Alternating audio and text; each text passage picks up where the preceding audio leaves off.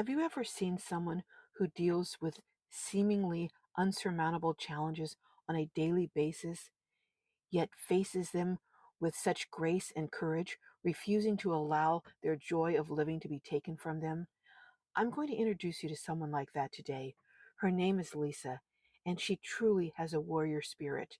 Despite an irrevocable medical condition as a teen that left her confined to a wheelchair, she went on to get a degree in engineering and became a para-Olympian, winning multiple gold medals, and has figured out a way to even surf.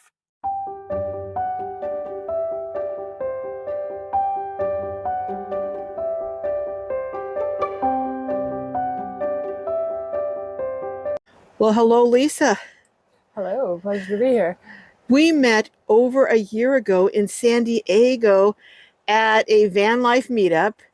I wanted to have you share some of your story and give people an idea of just the extent of how rich a life you have. Some people might look at your situation being confined to a wheelchair and feel sorry for you, but you live a much richer life than many people who are not in wheelchairs. So, can you give us a little bit of history of what happened and how you came to be confined to a wheelchair? When I was 14 years old, I was an active, able-bodied, normal kid running around, and I just didn't feel good one day.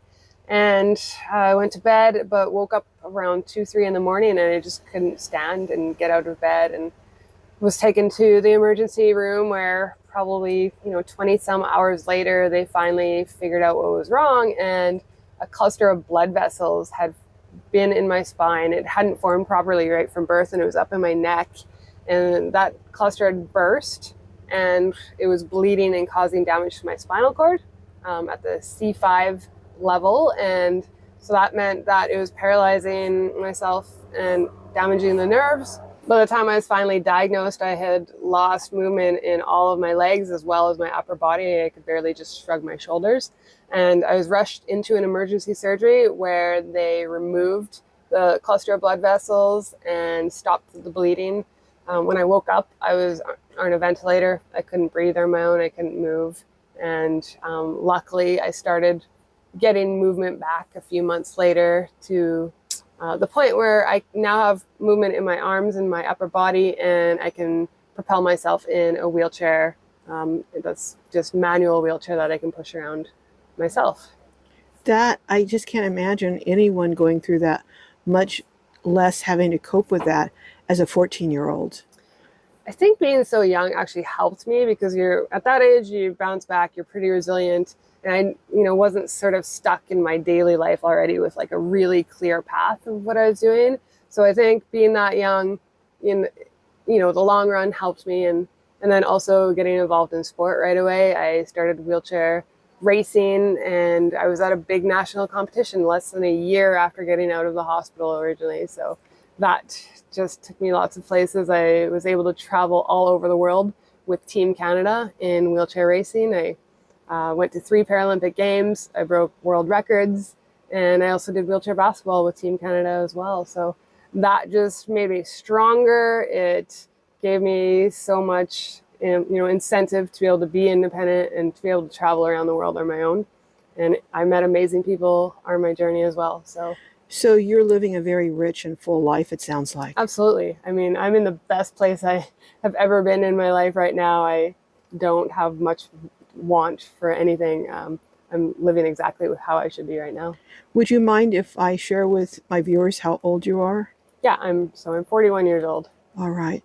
So you're in your prime. You're doing, you said wheelchair racing. You I met you, had to work my schedule around your surfing. So you are Canadian, as you were sharing with us.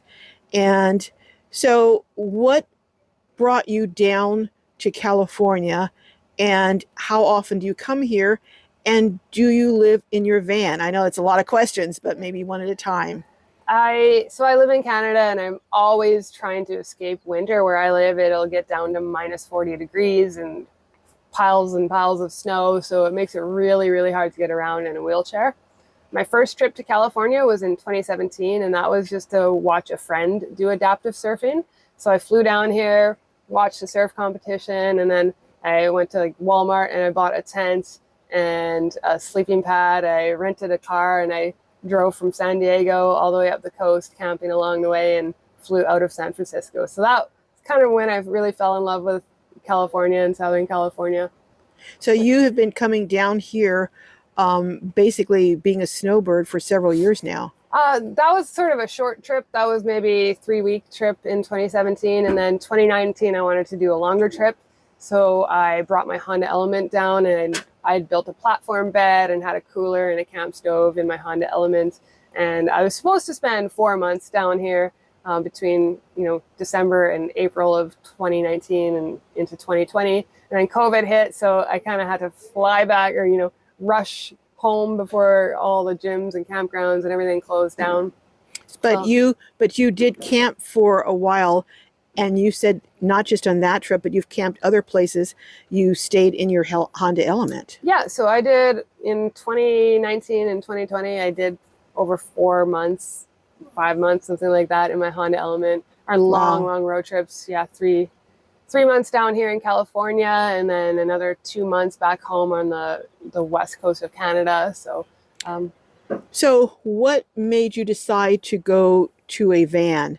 Because this is a beautifully built out van, and you were explaining that you designed it down to the last detail to accommodate your needs. So what made you decide to go to a van?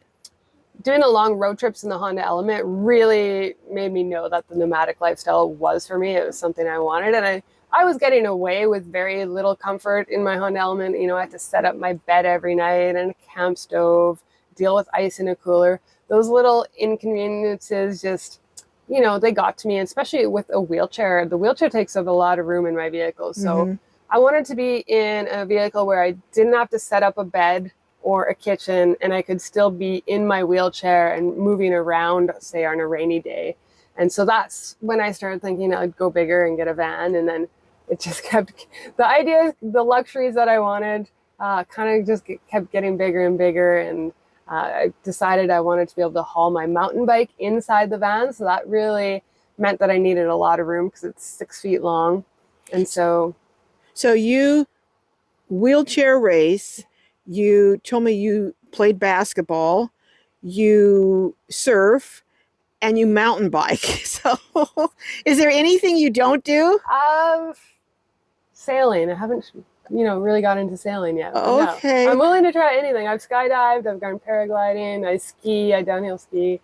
I love being outdoors and in nature. And you do a lot of motivational speaking. Do you have a website or a way that people can contact you? I don't have anything yet. I used to way in the past, but people have just found me. But you can follow me on Instagram. It's Keeping It Wheel 306, and that's keeping KEEPINIT. There's no G. Okay. Keeping It Wheel. WHEEL. Yeah. Keeping It Wheel. Okay.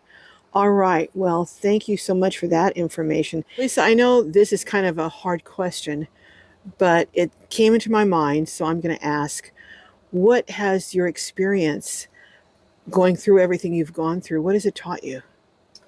I think everything that I've gone through has really taught me to appreciate what I do have. I can still remember what it was like to be completely paralyzed and not being able to be independent.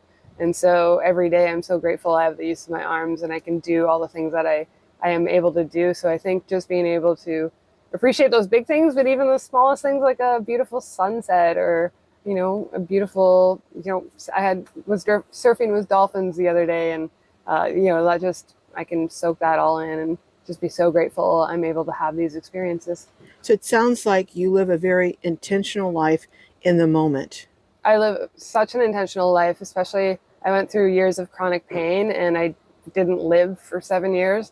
And so now I'm making up for that lost time of doing all those things that I was thinking about and wishing I could be doing when I wasn't able to. And now I'm just doing anything and everything I can. I was asking you, what would you say was one of the most difficult things that you experience in being confined to the wheelchair? And your answer surprised me a little bit, but then not. Could you share that with my viewers?